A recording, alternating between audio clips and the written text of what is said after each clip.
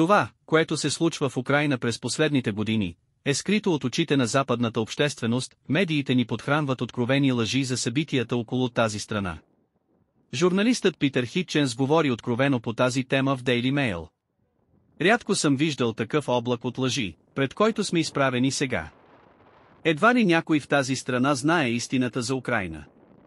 Не е имало нещо подобно, откакто всички бяхме излъгани за нахлуването в Ирак, пише Хитченс. Журналистът припомни, че още през април 2008 година Джордж Буш отбеляза необходимостта Украйна да се присъедини към НАТО. Мнозина предупредиха, че подобна инсталация ще разгневи Кремъл.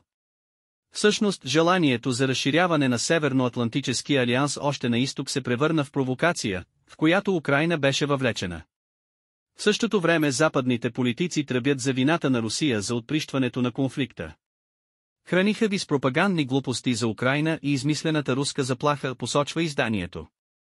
Актуалните събития в Украйна датират от 2014 година, когато законното правителство на страната беше свалено в Киев.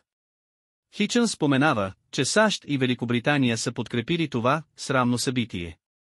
Друга лъжа от Запада беше твърдението, че Русия уж е нападнала Грузия през 2008 година. Мнозина обаче забравят за статия на Reuters, публикувана по това време, която беше озаглавена «Грузия започна война с Русия», доклад, подкрепен от ЕС.